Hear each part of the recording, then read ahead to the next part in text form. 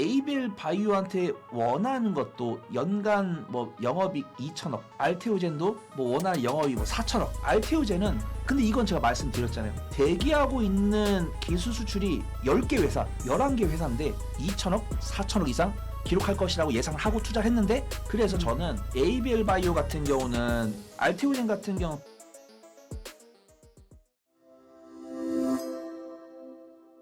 이민수의 경제 토크 바이오 이야기 하겠습니다. 네모경제 손여로 본부장님 함께합니다.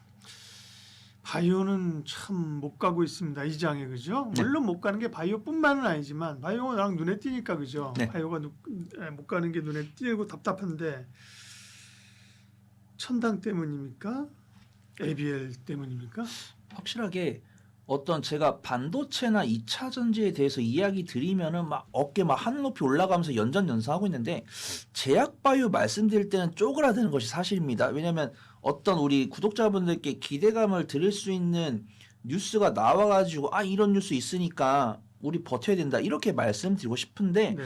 그런 뉴스가 딱히 없는 것 같습니다. 일단은 저는 우리 구독자분들의 댓글을 다 보고 있는데, 그때 제가 제약바이오랑 기준금리랑 뭔 상관이냐는 질문에 대해서 이제 박사님과 저랑 답변 드렸고, 네. 지금도 제약바이오가 기준금리 FMC 기준금리랑 BOJ 기준금리 발표했을 때 약간 하방 압력을 받았습니다.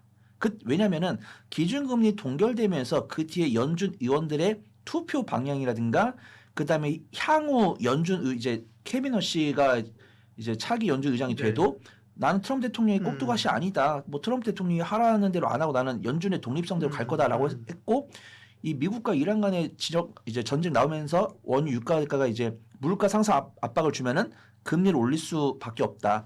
그 다음에 오늘도 이제 금리라고 검색을 해보시면은 우리나라 하는 총재 같은 경우도 기준금리 인상을 고려를 해야 된다. 그다음 미국에서도 기준금리 인상을 고려해야 된다. 이런 뉴스가 나오면서 제약바이오를 둘러봤을 때는 부정적인 뉴스가 없습니다. 근데 오늘 아이러니하게도 코스닥 제약바이오가 외국인 순매수가 일부 들어왔었는데, 그 이유는 워낙 낙폭과대가 들어오다 보니까 이제 오늘 보니까 IT 전기전자랑 2차 전지 제약바이오가 시소 싸움을 하더라고요. 그래서 오늘 전기전자가 쫙 밀릴 때는 제약바이오랑 2차 전지가 같이 올라가다가 이제 여기서 단기 차익 나와가지고 반도체로 들어가면서 키 맞추는 상황. 그래서 일단 제약바이오 같은 경우는 저도 이제 늘 말씀드리는 것처럼 내가 일정 매매가 되시는 분들은 일정 매매 관련주 매매하시고, 내가 일정 매매를 못하는 분들은 실적 나오는 종목 위주로 하는 게 맞다라고 말씀드렸고, 저는 누누이 말씀드리는 게 제약바이오에서 내가 적극적으로 투자할 수 있는 종목 사실 15개 안 된다라고 늘 말씀드렸기 때문에 그 15개 위주로 보시면 되고, 만약에 제가 저번에 실적 잘 나온 종목들 해가지고 뭐 삼성바이오스나 셀트리온 매수해라 라고 말씀드렸던 분들도 만약에 4월 16일 기준으로 삼성바이오스 매수하셨어도 지금 한 마이너스 4%, 그 다음 셀트리온 같은 경우는 실적 발표 이후에 추세를 돌렸는데 약수익권이니까 너무 염려하실 필요 없다라고 판단하고 있고, 저는 여전합니다. 좋은 뉴스는 두 가지가 있던데, 이것도 복지부에서 이제 약간 성장 펀드를 만들어 가지고 AI, 반도체, 2차 전지, 제약바이오에 투자한다라는 뉴스를 봤는데, 저는 이런 뉴스가 나와서 제약바이오에 투자한다 요거에 그치면 안 되잖아요. 세부 내역을 봐서 어느 섹터에 얼마 투자하는지 그거 다 보고 왔는데, 안타깝게도 대부분 AI랑 반도체 쪽에 이제 기금이 들어가고요. 그 다음에 2차 전지 제약바이오 순.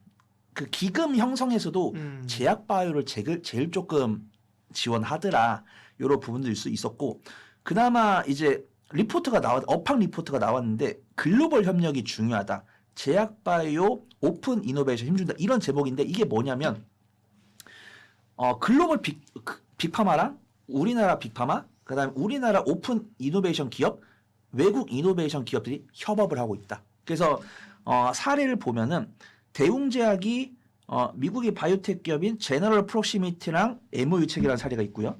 그 다음에 삼성 바이오에피스는 중국의 아틀라틀 이노베이션과 그 다음에 노브로디스크 같은 경우는 한국에 이제 투자했다 밝혔고 아직 대상은 안 정했고요. 그다음 일라릴리랑 로슈 같은 경우도 일단 보건복지부랑 양해각서만 체결해 놓고 그래서 어떻게 보면은 내가 만약에 그런 가능성이 있는 종목을 발굴할 종목이 능력이 있다고 하신 분들은 오픈 이노베이션 관련 종목들 유심히 보시면 좋을 것 같고 나는 그런 것들이 안 된다라고 하신 분들 여전히 CDMO나 바이오시밀러 보시면 좋을 것 같고 여전히 약손실권이지만 그들의 실적은 견조하게 나올 거니까 그 부분만 고려해 보시면 좋을 것 같다 말씀 좀 드리도록 하겠습니다. 네, 말씀하신 것처럼 뭐 제약 바이오가 못 가는 이유가 몇 가지 있는데 기본적으로 뭐 반도체, AI, 전력 이런 쪽이 너무 좋으니까 그죠? 네. 뭐 굳이 여기서 제약 바이오, 그치? 네. 그러니까 이제 수급이 잘 안 오는 거고요. 거기다가 이제 금리에 대한 부담도 있는 거고 삼천당 제약을 둘러싼 사실 지나친 쏠림이 있었고 알테오젠, ABL 바이오 이런 또 이 기술 수출도 기대만 못하고 옛날 같지 못하고 그죠? 어떻게 말씀하신 것처럼 뭐 좋은 거를 일부러 찾지 않는 이상 별로 좋지. 그렇다고 뭐 이게 숫자가 팍팍팍 그죠? 찍히는 그런 업도 아니고 또 삼성바이오록스는 파업 얘기도 있어요. 이건 또 아직 마무리 안 된 거죠, 그죠? 네. 일단은 시장에서 나오는 뉴스들을 봤을 때 정말 삼성전 이제 반도체랑 2차 전지는 사실 좋은 뉴스밖에 안 나오고요. 제약바이오 같은 경우는 안 좋은 뉴스가 나왔을 때 주가가 오르면 선반영됐다라고 투자분들이 인정을 하는구나. 근데 부정적인 뉴스가 나오는데 주가가 하방 압력을 받으면은 조심해야 되는 거고 이제 어떤 제가 섹터에 대한 소개를 드린 것도 있지만 리스크 관리하는 방법도 알려드려야 되니까 그 부분을 좀 말씀을 드려야 되는 부분들이고 일단은 제가 대형주 말씀드릴 때 뭐 삼성바이오스, 삼성에피스, 홀딩스, 셀트리온, 알테오젠, 삼성전자, 제가 ABL 바이오를 말씀드리면 일단 삼성바이오스 같은 경우는 노조 파업으로 인해서 피해 금액이 상당하다고 합니다. 근데 이게 더 나아가는 게 실질적으로 그분들이 근로를 안 해가지고 약을 안 주면 이 약을 받아서 판매를 해야 되는 기업들이 우리한테 안 준다는 거죠. 우리한테 위탁 생산을. 그래서 이게 더 넓게 보면은 삼성 바이오스가 그냥 약을 안 만들어서 얘네한테 대금을 수령 못하는 게 아니고 이미지 훼손으로 이어져서 지금 우시바이오로직스를 턱끝까지 쫓아왔는데 다시 격차가 멀어진다든가 이런 이슈가 좀 있을 수 있다고 판단하고 있고요. 삼성 바이오에피스 같은 경우는 실적 보니까 전년 동기 대비해서 13% 증가했다라고 하면서 마일스톤 수령했다라고 하는데 뭐 제가 제약바이오 애널리스트 아니고 왜 이렇게 전년 동기 대비해서 실적이 13% 나왔는데 이 에피스 홀딩스가 못 가지라고 했더니 잘 보니까 파이프라인이 많이 없다고 합니다. 그래서 우리가 에피솔디스 이제 분할돼서 나올 때 대표께서 우리는 다양한 파이프라인을 만들어서 이제 삼성 바이오스는 CDMO 우리는 신약 개발을 신약 개발로 가겠습니다라고 이야기를 한 지가 넉 달이 지났는데 이거는 저는 뭐라고 평가할 건 없습니다. 네. 분할되고 몇 달 지나서 파이프라인 몇 개 생겨야 되냐? 이거는 기준이 없기 때문에 몇 달 만에 후루룩 할 수 있는 건 아니죠. 제약바이오 연구개발 그렇게 쉬우면 근데 이제 투자분들께서는 한 4달이나 지났는데 파이프라인이 2개밖에 없어? 이것 때문에 약간 실망을 하신 것 같아요. 그런 부분에 있어서 제가 이게 맞다 아니다 네 말이 맞다 아니다 이렇게 평가할 수는 없지만 투자분들께서 그렇게 생각을 하고 있구나라고 보시면 좋을 것 같고 네. 사실 셀트리온 같은 경우는 셀트리온 실적도 괜찮게 나왔다면서요. 네. 뉴스가 2가지가 나왔는데 이 2가지가 나왔을 때는 안 움직이다가 실적 발표하고 나서 움직이더라고요. 그래서 저는 이제 셀트리온 삼성바이오스를 막 울부짖을 때 아니 삼성바이오스는 포가 40이고 셀트리온은 30인데 누가 제약바이오를 포 갖고 투자하냐 막 이렇게 울부짖었는데 결국 만약에 어떤 기대감을 줄 수 있는 뉴스보다 이들의 실적을 훼손시키거나 이들의 실적을 증명하는 뉴스가 나와서야 움직인다고 했을 때는 이제 진짜 CDMO랑 바이오시밀러 기업은 어떤 기술에 대한 기대감보다 진짜 재무제표로 움직이는구나 이런 부분들을 좀 감안을 해야 된다라고 판단하고 있고요.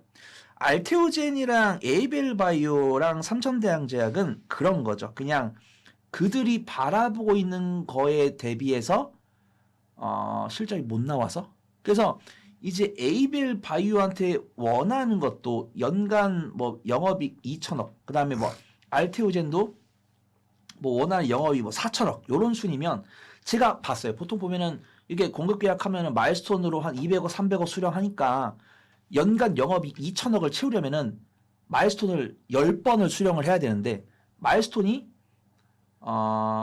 이제 한 3년 주기로 들어오니까 그러면 기술 수출한 파이프라인이 20개인데야 그들이 돌아가면서 마일스톤 수령해야 연간 영업이익이 2천억이 넘을 건데 지금도 알테오젠이 영업이익이 한 4천억 나오지 않을까라고 했었는데 지금 영업이익이 뭐 2천억대 이렇게 나온다는 거는 생각보다 기술 수출이 안 된다. 근데 이건 제가 말씀드렸잖아요. 알테오젠은 대기하고 있는 기술 수출이 뭐 10개 회사, 11개 회사인데 이들이 그냥 우리 SC 제형 기술 쓰세요 이렇게 띡 주는 게 아니고 6개월 동안 우리 SC 제형에 대해서 먹칠 안 할 수 있을 정도로 얘네 품질을 갖췄는지 이런 걸 하고 있다 보니까 솔직히 기술 수출 뉴스가 자주 안 나오는 거죠. 그래서 봤을 때 제가 이렇게 말씀드렸을 때 맞네, 손본부장 이야기가 맞네. 그러면 이제 주가 올라야 되는데 안 오른다는 거는 제가 이렇게 말씀드리는 게 도움이 안 된다는 거고, 그렇다는 것은 이분들께서는 알테오젠이랑 ABL 바이오한테 기대했던 게 정말 한 달 단위로 마일스톤 계속 수령해가지고 연간 영업이익을 2천억, 4천억 이상 기록할 것이라고 예상을 하고 투자를 했는데 그렇게 못한다. 근데 그렇게 못한 이유를 제가 설명드렸는데 이게 공감이 안 되니까 매수를 못한다. 그래서 저는 ABL 바이오 같은 경우는 추세가 꺾였기 때문에 저는 조금 보수적으로 보고 있고요. 알테오젠 같은 경우는 박스권 내부에 있고 알테오젠 같은 경우는 적금 넣듯이 계속 매수를 해도 된다라고 말씀드렸기 때문에 저는 ABL 바이오보다는 알테오젠 손을 들 거고요. 삼천당 제약 같은 경우는 저는 삼천당 제약한테 부정적으로 말씀드릴 생각이 없는데 팩트만 말씀드리니까 부정적인 겁니다. 제가 저번 제약바이오 영상 찍을 때 제일 많이 봤던 댓글이 손본부장 계산기 고장났냐입니다. 왜냐하면 이 삼천당 제약에서 그 7조라는 수치의 근거를 알려줬으면 뭘 근거로 이렇게 나왔는지 알려줬으면 제가 수긍할 텐데 안 알려줬고요. 그 다음에 나중에 기자 간담회 해가지고 전문가라는 분이 이런 근거로 산출됐습니다라고 이야기했으면 제가 또 믿었을 텐데 안 말했고 그분 신상도 모르고 그 신상 확인했더니 전과자고 이런 댓글도 있더라고요. 전과자는 그런데 나와서 발표하면 안 되냐. 그런 걸 말하는 게 아닌데 적어도 이분들이 말하는 거를 믿을 수 있냐라는 부분들이고 그 삼천당 제약의 급락을 가져다 줬던 주가 조작서를 작성했던 블로거 구독자가 627명이더라고요. 그래서 지금도 보면은 우리 경제TV 보면은 실시간 라이브로 시청하신 분들이 큰 채널은 5,000명, 6,000명이고 우리 한국증권TV도 조회수 영상이 3만 회가 나오는데 그런 분들도 주가 조작을 못 하는데 그 구독자 627명인 블로그가 이거 주가 조작이다라고 썼다고 이게 이렇게 무너진다고 저는 그런 게 아니다라고 판단하고 있고 지금도 삼천당 제약을 제가 3번째 말씀을 드린 동안 제가 말씀드리고 싶은 팩트에 갈 수가 없어요. 이렇게 3달이나 시간이 지났으면은 불성실 공시로 지정이 될 정도면은 뭔가 자료가 나와야 된다.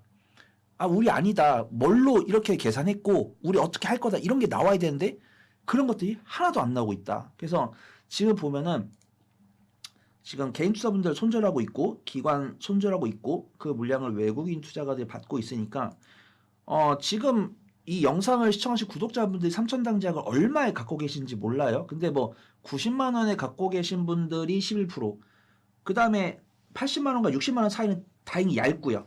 네. 그 다음에 이제 50만 원대가 이제 반등했구나 하고 들어오신 것 같아요. 그래서 50만 원대에 매수하신 분들은 만약 50만 원 넘어서 막 60만 원이나 70만 원 도착했을 때 제가 원하는 근거가 없으면 좀 비중 축소하는 게 맞다라고 판단하고 네. 있고요. 만약에 제가 말했던 뭐 손본부장 뭐 이렇게 되게 세게 말하고 다니던데 우리 비만 당뇨 치료제, 경구용 치료제 시장 규모 이 정도 보고 있고 우리가 이 정도 파이 가져갈 거니까 이 정도 말한 거다. 이게 만약에 60만 원, 70만 원 도착했을 때 이게 나와 있으면 홀딩하시고 안 나오면은 비중 축소 관점을 보는 게 맞을 것 같다.